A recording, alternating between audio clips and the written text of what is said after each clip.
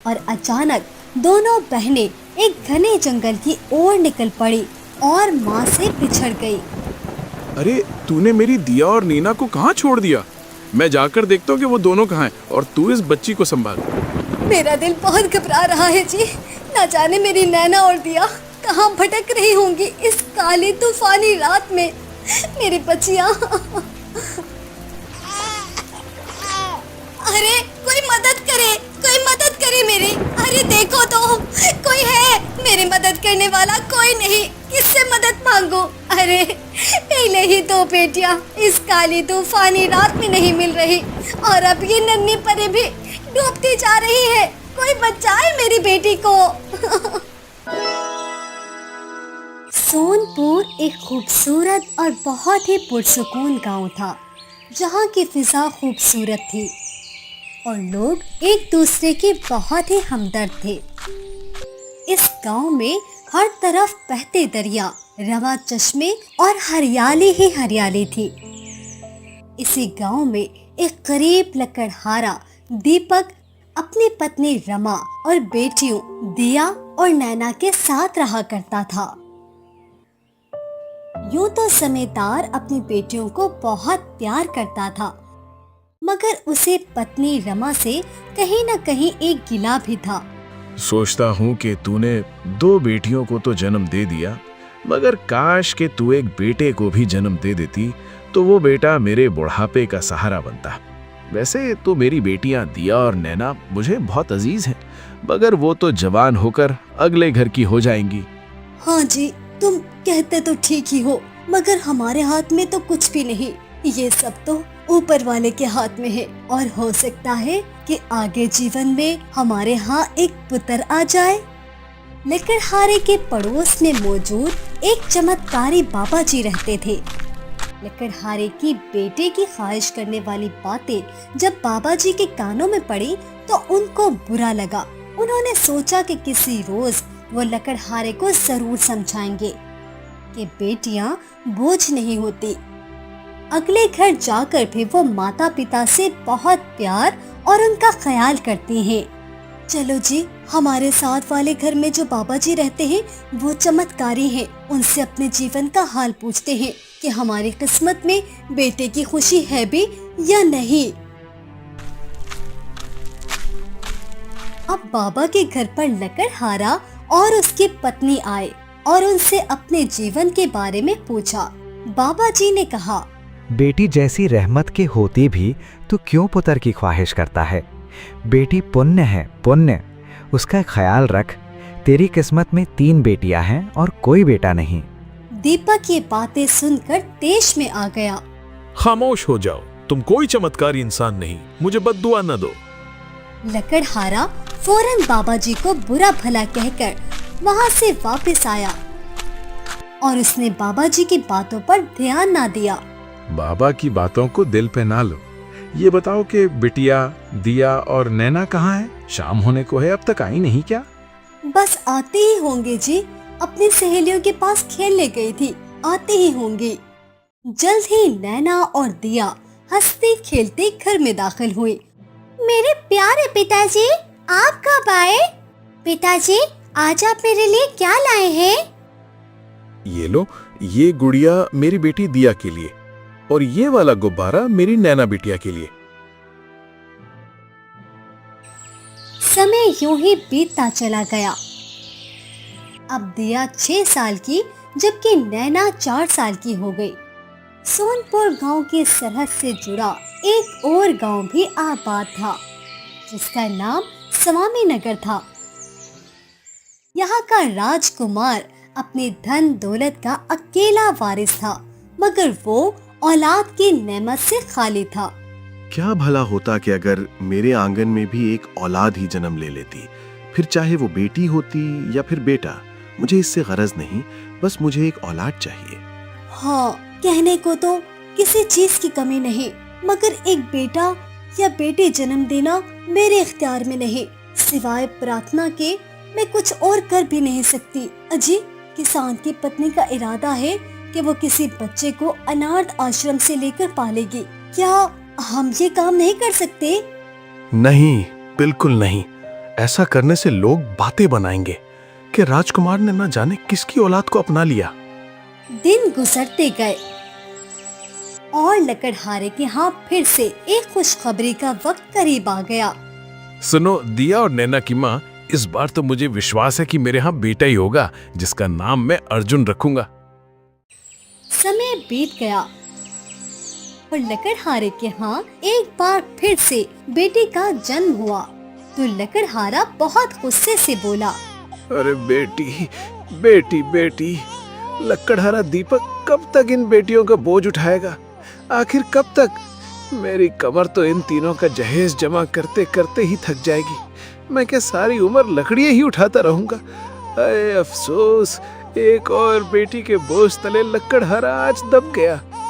अब चमत्कारी बाबा ने लकड़हारे के दरवाजे पर दस्तक दी तो दिया ने दरवाजा खोला। अरे दीपक, ये भला कैसी नाशुक्री बातें करते हो तुम? तीसरी बेटी के जन्म पर नाखुश हो? ये तो ऊपर वाले की कृपा है कि तुमको उसने औलाद दी, और वो भी बेटी। नाशुक्री ना कर बच्चा, ना कर। चले जाओ बाबा, ये मेरे घर का जाती मसला है। मेरे दिल पर ठेस लगी है, ठेस। तुम कहाँ समझोगे ना, तुम्हारी शादी हुई ना औलाद। ये तुम्हारी ही बद्दुआ है कि आज तीसरी बेटी का बाप बन गया हूँ।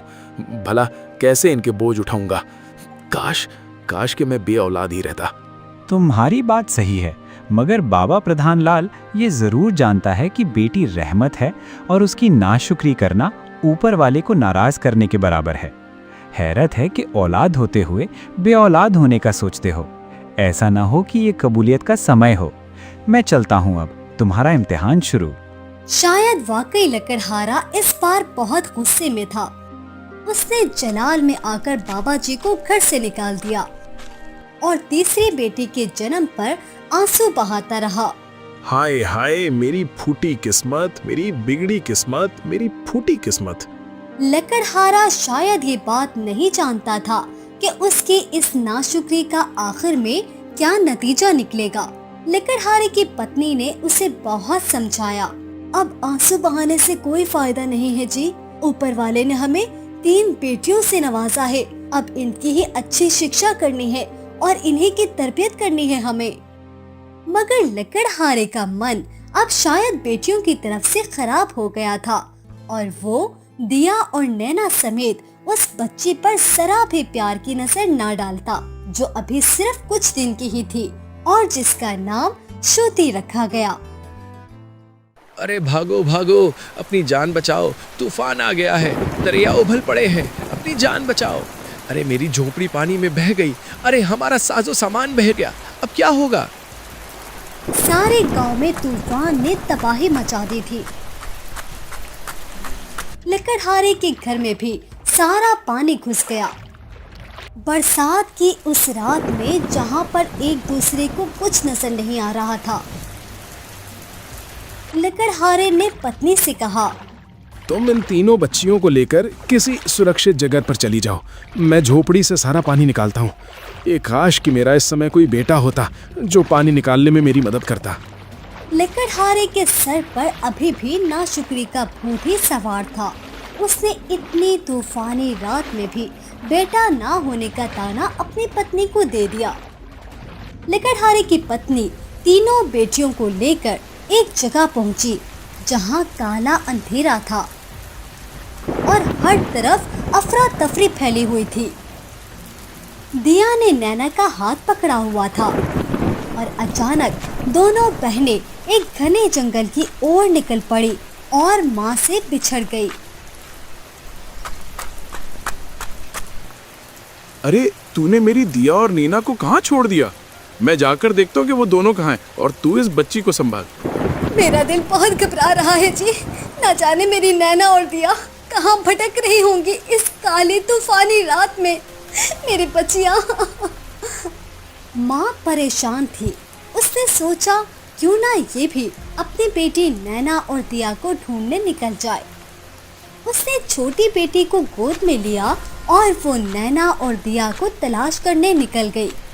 अचानक काले तूफानी रात में उसे बीच में पड़ा हुआ पत्थर नजर न आया और रमा का पैर पत्थर पर लगा और वो गिर गई। उसके हाथ से छोटी बेटी शोती छूटकर दरिया में बह गई।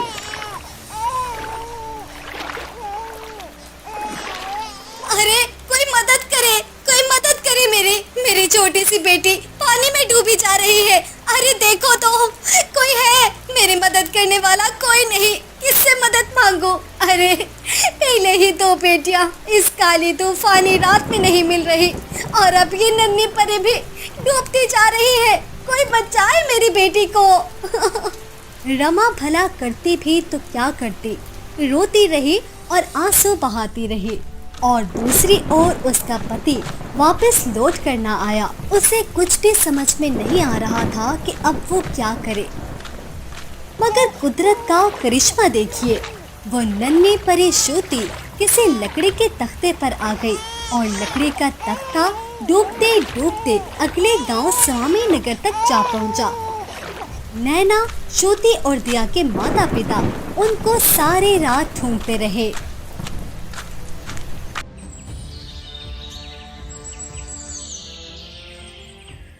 राजकुमारी जी, जरा आज हमारा मन दरिया पर जाकर मछलियों का शिकार करने को चाहता है। आज हमारा मूड बहुत अच्छा है। क्या आप हमारे साथ चलना पसंद करेंगी? तबीयत कुछ ठीक नहीं, आप चले जाइए। मगर क्यों? आप सुबह सवेरे ऐसे टूटे हुए मन से हमसे ये बात क्यों कर रही हैं? क्या कोई समस्या है? आपका मूड तो सुबह सुबह बहुत ही अच्छा होता है, मगर ये आज आपका चेहरा क्यों उतरा हुआ है? हमसे बताएं। अरे नहीं, कोई समस्या नहीं। आपका मन है मगर मेरा मन नहीं है। कहा ना जी, तबीयत कुछ ठीक नहीं, आप चले जाइए। चलिए ठीक है, आप कुछ देर यहाँ आराम कीजिए। हम नौकरानियों से कह देते हैं कि वो आपका खास ख्याल रखें। हम जल्द ही शिकार पर से लौट आएंगे और फिर हम दोनों साथ मिलकर खाना खाएंगे। उम्मीद करता हूँ कि मेरे वापस आने तक आपकी तबीयत अच्छी हो जाएगी। ये कहकर राजकुमार अपने सफेद घोड़े पर बैठा और दरिया की ओर मछलियों का शिकार करने चल पड़ा। तो दूसरी ओर राजकुमारी उदासी वाला चेहरा लिए कुछ विचार कर रही थी। उसके मन में ये बात चल रही थी, आज तो हमारे हाथ पांव चल रहे हैं, हम नौजवान हैं, मगर कल जब हम बूढ़े हो जाएंगे तो हमारी जायदाद का वारिस कोई भी ना होगा, ना कोई हमारा हमदर्द होगा, ना कोई हमें देखने वाला होगा। काश कि मेरे यहाँ एक औलाद ही होती, मगर मेरे नसीब में कोई औलाद नहीं। आज शादी को 20 वर्ष बीत गए, मगर औलाद की दौलत से खाली हूँ। क्या करूँ, कैसे औलाद पैदा करूँ? सारे हकीमों का इलाज करवा के देख लिया, मगर किसी दवा से कोई फर्क न पड़ा।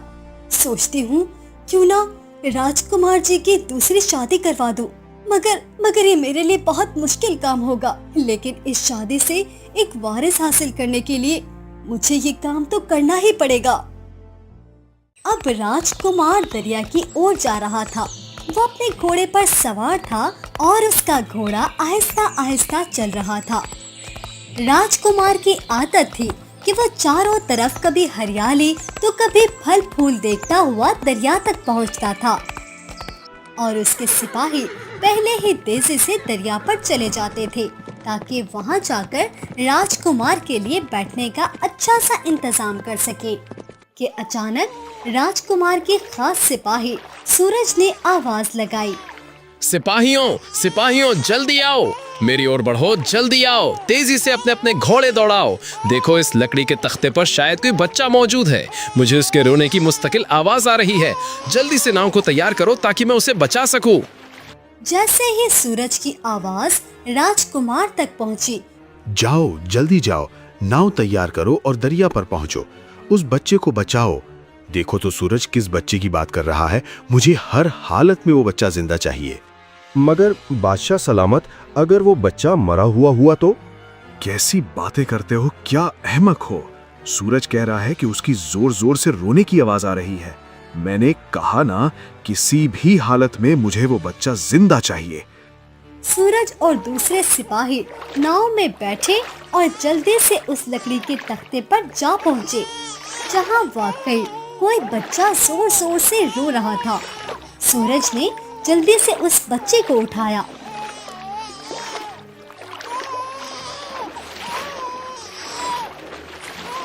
और नाव में दोबारा बैठकर दरिया के किनारे पहुंचा। वो चांद की तरह चमकता हुआ प्यारा सा चेहरा था। वो एक प्यारे से बच्ची थी। अरे ये तो बुरी तरह भीगी हुई है, हमको सूखा कपड़ा दो ताकि इसका जिस्म सुखा सके। इसे सर्दी लगी हुई है कि बुरी तरह कांप रही है। बच्ची को सूखे कपड़े में डाला गया, मगर बच्ची चुप न हुई। वो मुसलसल रोए जा रही थी। शायद उसे भूख लगी है।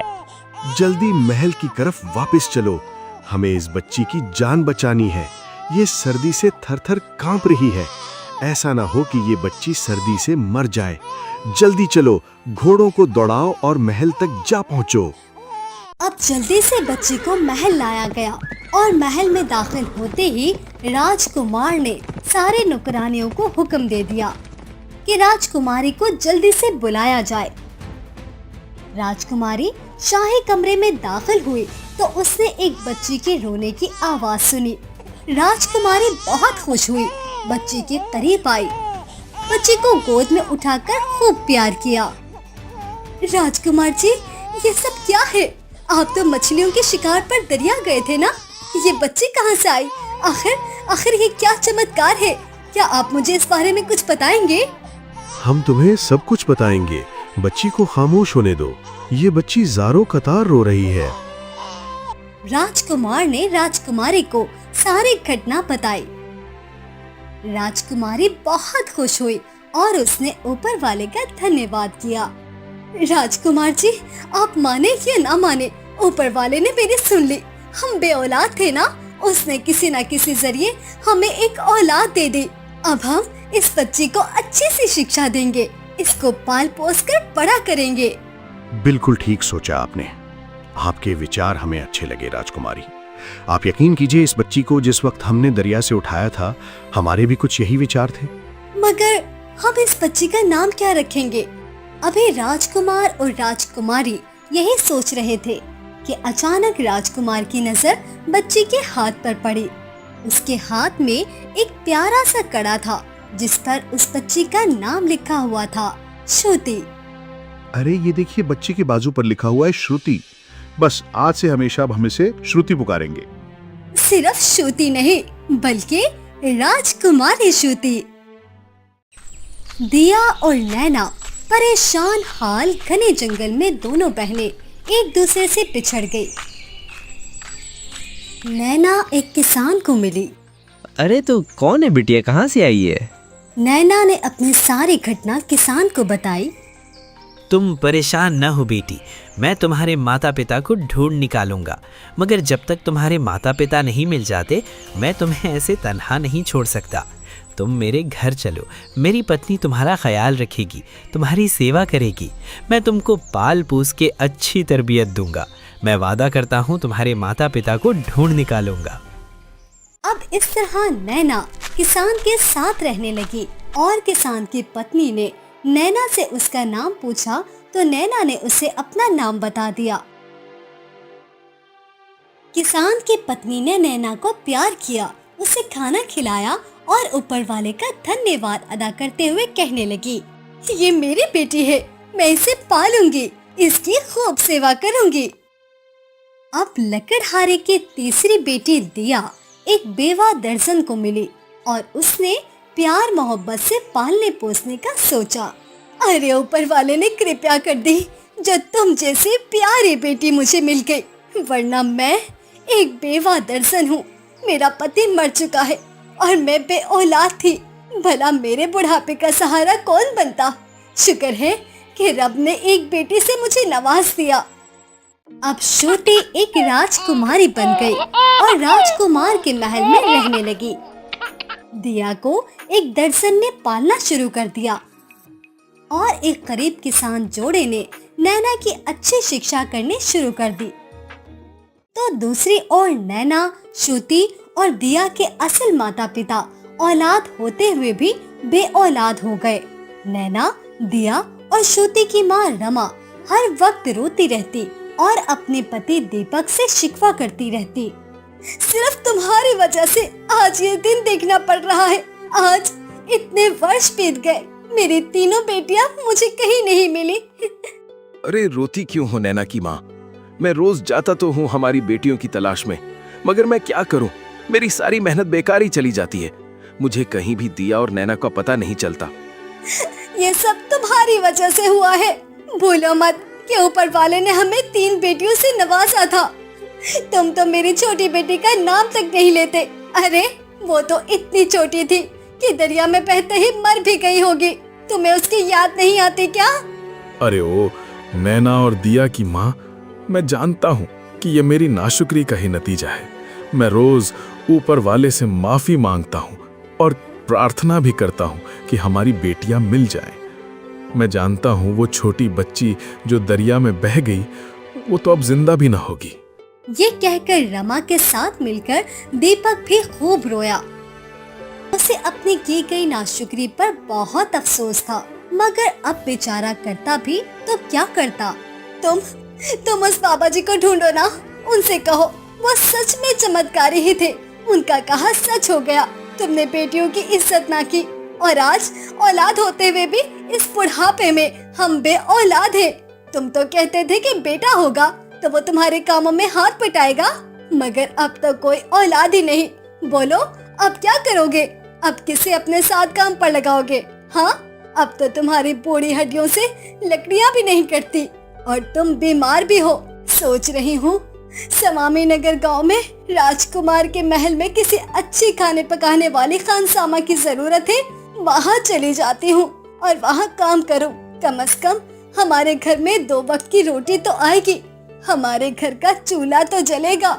नहीं नहीं, मेरी गैरत ये बर्दाश्त नहीं करती कि मेरे होते हुए मेरी पत्नी काम करे। तुम्हारी गैरत को ये बर्दाश्त करना पड़ेगा क्योंकि तुमने नाशुक्री की और हमारी बेटियां हमसे बिछड़ गई। अब घर में चूल्हा हांडी कौन करेगा? 2 वक्त की रोटी कौन लाएगा? तुम बीमार हो, अब मुझे ही कुछ करना पड़ेगा।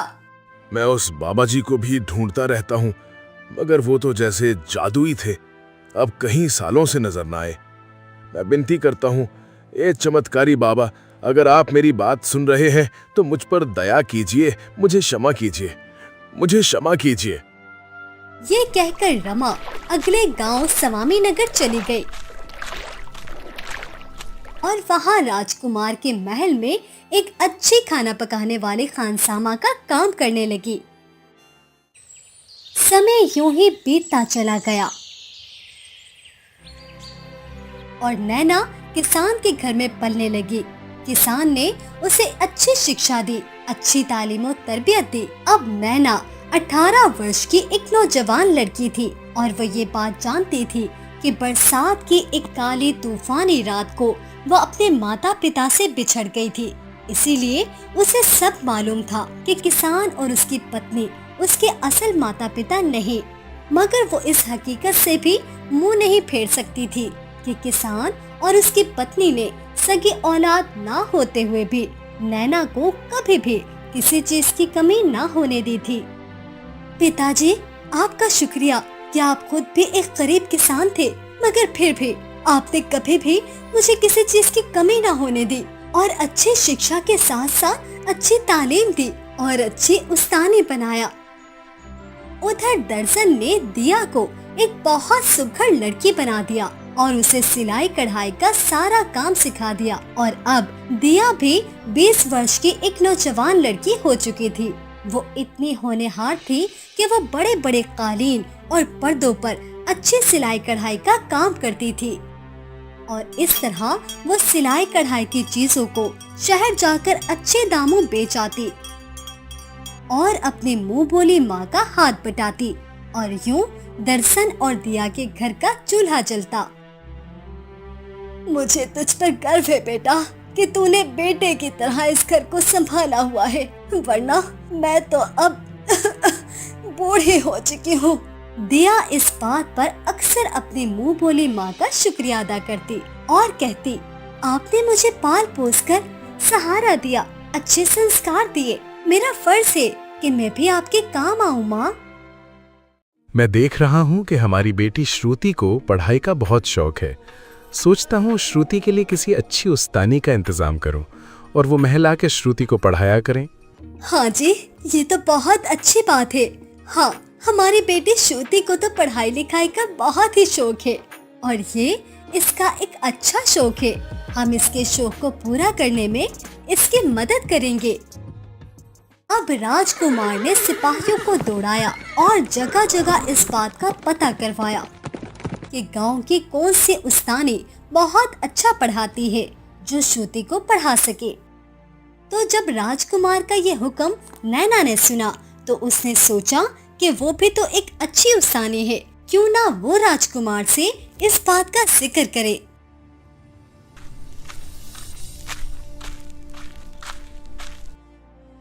राजकुमार जी, मैं एक अच्छी उस्तानी हूँ। मेरे माता पिता ने मुझे खूब पढ़ाया लिखाया है। अगर आप कहें तो मैं हवेली में जब सब्जियाँ देने आऊँ तो राजकुमारी श्रुति को भी पढ़ा दिया करूँ। वाह, ये तो बहुत अच्छी बात है। अब तो हमें उस्तानी ढूंढने की जरूरत ही नहीं। बस ठीक है, कल से तुम जब सब्जियां देने आना तो इसके बाद राजकुमारी श्रुति को पढ़ा दिया करना और इसे अच्छी तालीम देना। जल्द ही श्रुति के लिए अच्छी उस्तानी मिल गई और उसने महल आकर श्रुति को पढ़ाना शुरू कर दिया। और राजकुमारी ने अपने नुकरानी से कहा, दर्शन से कहो कि ये कालीन और पर्दे अब बहुत पुराने हो गए हैं।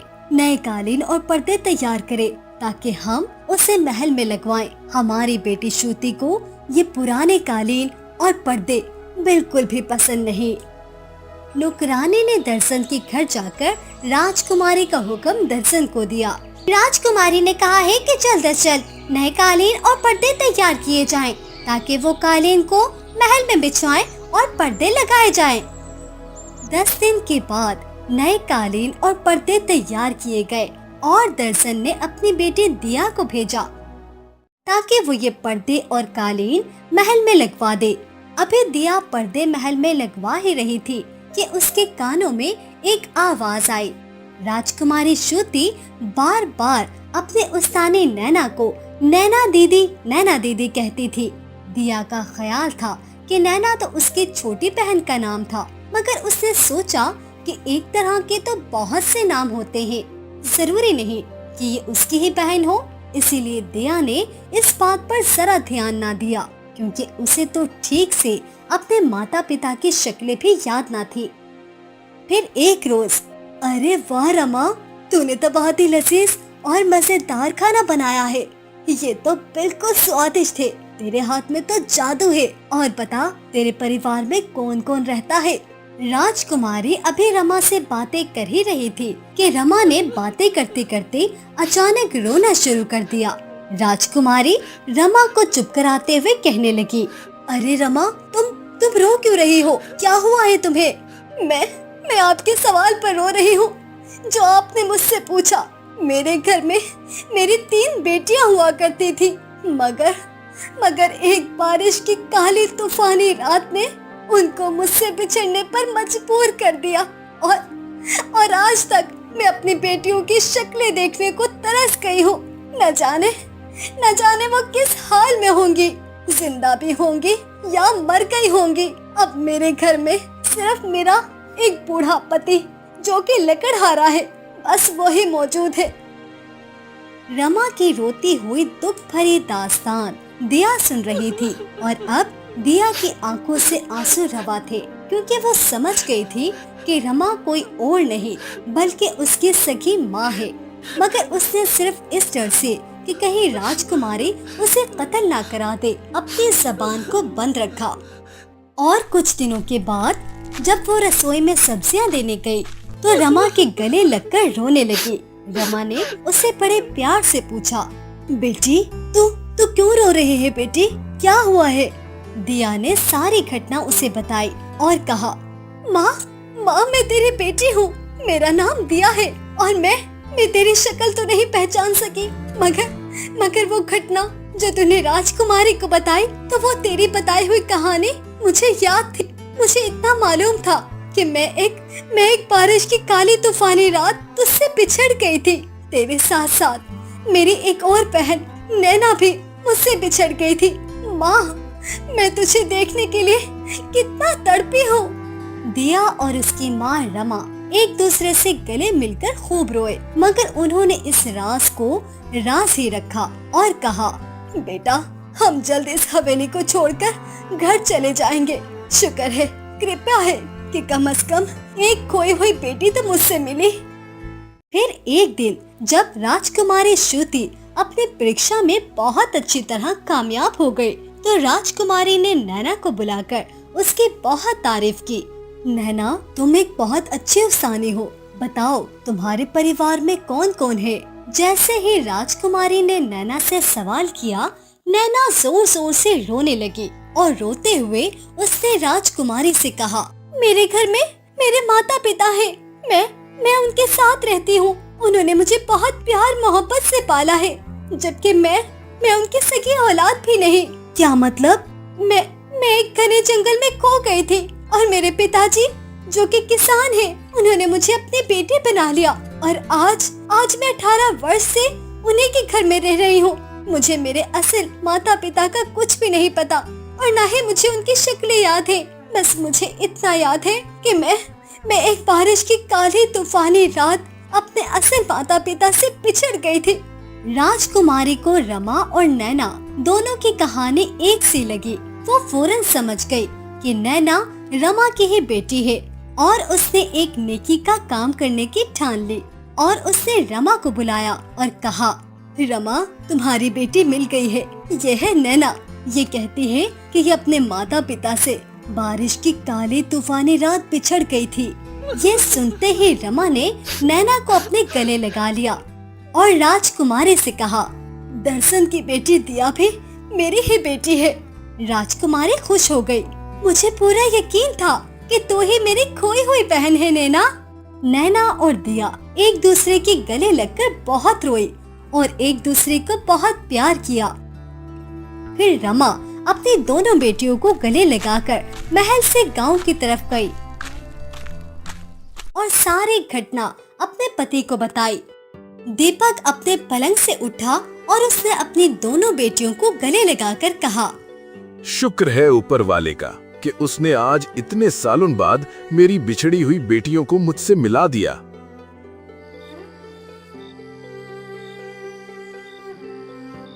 अब रात नैना, दिया, दीपक और रमा ने खुशी खुशी मिलकर खाना खाया और फिर ये सब सो गए। रात को रमा ने सपने में देखा कि चमत्कारी बाबा जी उसके सपने में आए हैं और उससे कह रहे हैं, तेरी तीसरी बेटी भी जिंदा है। उसके बाजू पर उसका नाम लिखा हुआ है श्रुति। बस जिस बच्ची के बाजू पर श्रुति लिखा हो तो समझ लेना कि वो तेरी ही बेटी है। रमा बौखला कर उठी और उसने सारा सपना अपनी बेटियों और पति को बताया। अब नैना, दिया, रमा से कहने लगी, महल में जो राजकुमारी पल रही है उसका नाम भी श्रुति है, मगर वो तो बहुत अमीर है। भला वो हमारे करीब श्रुति कैसे हो सकती है? दिन बीतते चले गए और एक दिन जब नैना श्रुति को पढ़ा रही थी तो उसके बाजू में मौजूद कड़े पर उसकी नजर पड़ी जिस पर लिखा था श्रुति। उसने श्रुति को जोर से गले लगा लिया और चिल्ला चिल्ला कर रमा को महल में बुला लिया। रमा रसोई से महल में आई और नैना ने सारी घटना रमा को बताई, जिस पर राजकुमारी ने कहा, ये सच है कि राजकुमार ने दरिया से एक लकड़ी के तख्ते पर से बच्ची को उठाया था और फिर राजकुमार उस बच्ची को महल में ले आए। मैं भी बे औलाद थी और मैंने इस बच्ची को पाला पोसा, इसका नाम श्रुति रखा, मगर अब मैं इस बच्ची को खुद से दूर नहीं होने दूंगी। रमा, तुम्हारी 2 बेटियां तुम्हें मिल चुकी हैं, बस अब तुम अपनी इस बेटी को छोड़ दो। मैं श्रुति को खुद से दूर नहीं कर सकती। उसी वक्त महल में रोशनी फैली और चमत्कारी बाबा जी आ गए। बाबा जी ने राजकुमार और राजकुमारी से कहा, अगर तुम दोनों ये नेकी का काम कर दो कि श्रुति को दोबारा उसकी माँ के हवाले कर दो और उसकी बिछड़ी हुई बहनों से मिला दो, तो मैं तुम्हें दुआ देता हूँ कि तुम भी जल्द साहबे औलाद हो जाओगे। अच्छा ठीक है रमा, जाओ श्रुति को ले जाओ। कुछ जायदादें और कुछ जमीनें हमने श्रुति के नाम कर दी हैं। राजकुमारी और राजकुमार ने प्यार से श्रुति को उसकी असल माँ और बहनों के हवाले कर दिया। दीपक अपनी तीनों बेटियों को देखकर बहुत खुश हुआ। दीपक और रमा ने दर्शन और किसान और उसकी पत्नी को भी अपने साथ रखने का फैसला किया। और 1 साल बाद ही राजकुमार और राजकुमारी के यहाँ भी बेटे का जन्म हो गया।